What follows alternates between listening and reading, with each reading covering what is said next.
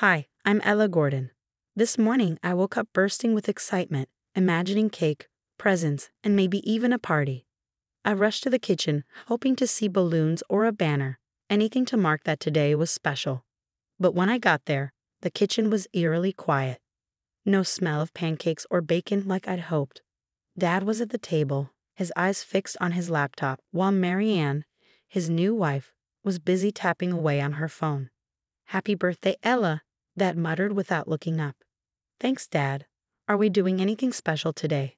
I asked, trying to hide the hope in my voice. Marianne finally looked up from her phone, her expression blank. "Richard, did you tell her?" Dad sighed, closing his laptop with a snap. "Ella, we need to talk. It's about your room." My heart sank. My room? Yes, Marianne needs a proper office now that she's working from home full-time. We've decided to turn your room into that space. "But where will I sleep?" I asked, my voice trembling. "You'll be staying with your Aunt Sarah in Newton," Dad explained, as if it was a minor change, not sending me away. A lump formed in my throat. "For how long?" "This will be permanent, Ella. It's for the best. You'll like it at Sarah's," Dad said, his voice flat. "But it's my birthday," I whispered, my voice cracking. Marianne stood up, smoothing her skirt.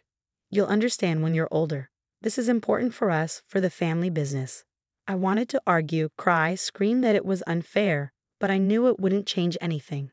So I went to my room, or what used to be my room, and started packing. A couple of hours later, Aunt Sarah arrived. She gave me the warmest hug as soon as she saw me. "Happy birthday, Ella." "I'm so sorry about all this, but we'll make sure you have the best time with us." The car ride to Aunt Sarah's was quiet. I spent most of it staring out the window, trying not to cry. When we got there, my cousins Alex and Jamie were waiting at the door, grinning and holding a homemade banner that read, "Happy birthday, Ella." The rest of the day was a blur of cake, laughter, and games. Aunt Sarah made my favorite chocolate cake, and Alex and Jamie even got me a few gifts, including a telescope. "For your love of stars," Alex said, winking at me. As the day ended, I lay in my new room, staring at the ceiling. Aunt Sarah had made sure it was filled with everything I liked. The walls were painted my favorite shade of light blue, and there were new drawing supplies and books about stars on the desk. "Thanks for making today special," I whispered as Aunt Sarah came to say goodnight. "Of course, sweetie. This is your home now, too." "We'll make sure you have everything you need," she replied, kissing my forehead.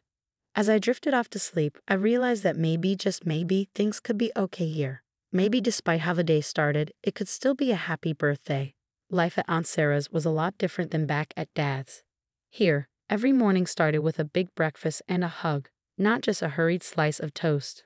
Aunt Sarah was always up early, making sure Alex, Jamie, and I had everything we needed for school. She was a teacher at our school, so we all walked together most mornings, chatting about everything from homework to the latest school gossip.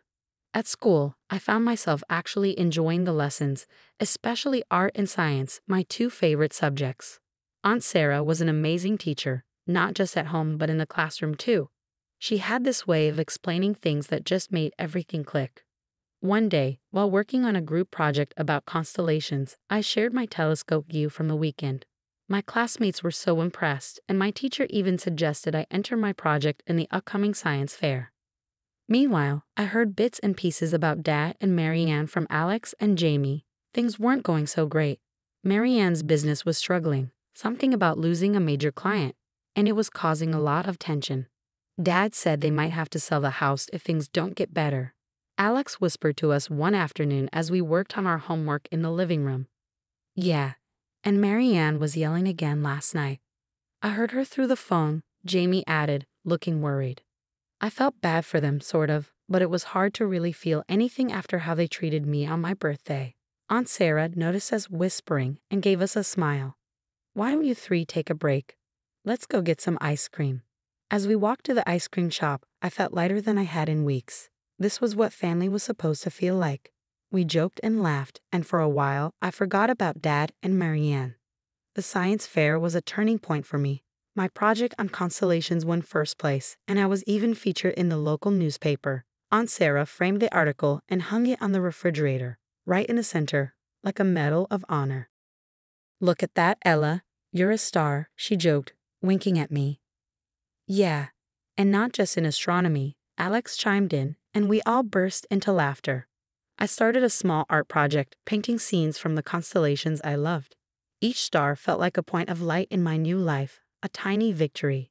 That evening, as we sat down to dinner, Aunt Sarah raised her glass of water and a toast. To new beginnings and bright futures. To new beginnings, Alex and Jamie echoed. I smiled, warmth spreading through me. And to stars, both the ones in the sky and the ones here with me. We clinked glasses, and I realized that no matter what happened, I was home. I was resilient, and this was just the beginning. I couldn't wait to see what else I could achieve, not in spite of my past, but because of my new beginning here with a family that truly cared. As months rolled by, I felt more connected to my new life in Newton with each passing day. My artwork started gaining attention, and I was invited to display my pieces at a regional exhibition. It was a big deal for someone my age, and Aunt Sarah helped me prepare every step of the way. The night before the exhibition, Jamie rushed into the kitchen, foam in hand, excitement in his eyes. Ella, you have to hear this. He played a voicemail accidentally sent to Aunt Sarah's phone by Dad, intended for someone else. Dad's voice was shaky, filled with stress. Tom Briggs has gone to the authorities. He knows about the Henderson deal. I don't know what I'm going to do if this gets out. I felt a mix of shock and curiosity. Tom Briggs, he was a name I remembered from Dad's old dinner parties, always spoken with a hint of respect and fear. Dad's in trouble, I whispered, more to myself than to Jamie. Yeah, and it sounds bad, Jamie replied, his tone serious. At the exhibition, as I set up my paintings, Aunt Sarah noticed my distracted look. What's on your mind, Ella? I hesitated but decided to tell her about the voicemail. As I explained, her expression shifted from concern to determination. We can't control what happens there, Ella. But we're here now, and this, your art, is what matters today. She encouraged, her voice firm yet gentle. I nodded, taking a deep breath. The exhibition was crowded with people of all ages admiring the artwork.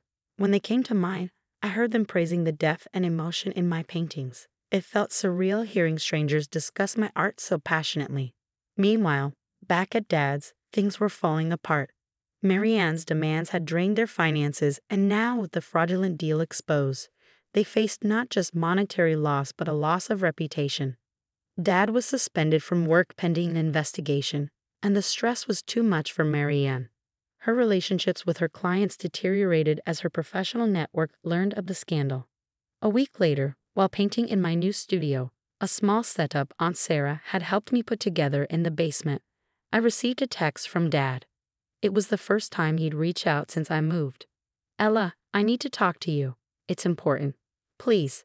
I stared at the message, conflicted. Part of me was furious, wanting nothing to do with him or his problems. Another part was curious about what he wanted, about how badly things had gone wrong. I decided not to respond right away, focusing instead on my painting. It was a piece inspired by the chaos of the stars, a swirling mass of colors and shapes that somehow found harmony on the canvas. It was like my life, chaotic and scattered at times, but finding new alignments and patterns that made sense in ways the old ones never did. As I added the final touches to my painting, I realized that, like my art, I was no longer defined by the fragments of my past, but by the new wholeness I was creating.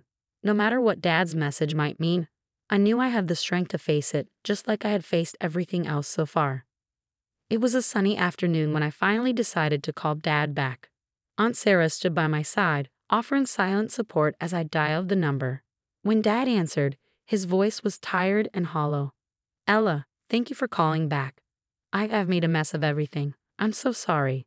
I took a deep breath, feeling the weight of his words, but also the strength of my new life bolstering me. What do you need, Dad? It's all falling apart, Ella. I might lose my license to practice law, and Marianne, she's left. I don't have anyone. I was hoping you'd come back. Maybe we could start over.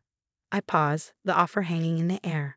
The old Ella might have jumped at the chance to return to what was familiar, but I wasn't that Ella anymore. Dad, I have started over, but here, with Aunt Sarah and my cousins. I have school, art, a whole life that doesn't include feeling like I'm just in the way. I'm sorry you're in trouble, but I can't fix that for you. There was a long silence on the line, and then a soft, resigned sigh. I understand. I guess I hoped. Well, it doesn't matter. Take care of yourself, Ella. You too, Dad, I said, and then hung up. The days that followed were busy as I prepared for another art exhibition. This one was special. It was hosted at my school, showcasing young local artists, and I was one of the featured participants. As I arranged my paintings, each one a vibrant testament to my journey and growth, I felt a sense of accomplishment I'd never experienced before. The school gym was transformed into a gallery, with artwork hanging on every available space and small crowds of students, teachers, and community members milling around. Aunt Sarah was bustling about, ensuring everything went smoothly, while Alex and Jamie handed out programs at the door. I stood beside my paintings, ready to explain my work to anyone curious enough to ask. This one is called Stellar Resilience, I explained to a group of younger students, pointing at a large canvas covered in swirling blues and silvers.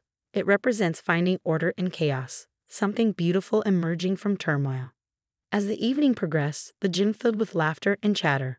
The local news even stopped by, interviewing some of us about our inspirations and future aspirations. Toward the end of the event, I stepped back to take it all in. The gym was alive with color and sound, every piece of art telling its own story. I caught Aunt Sarah's eye across the room, and she smiled at me, her pride evident.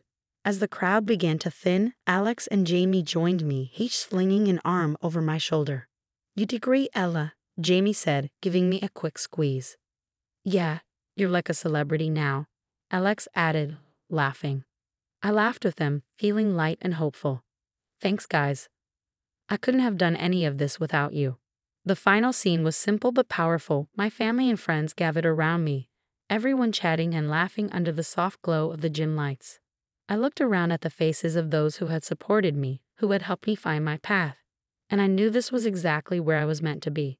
With a genuine smile, I realized this wasn't just a new chapter in my life.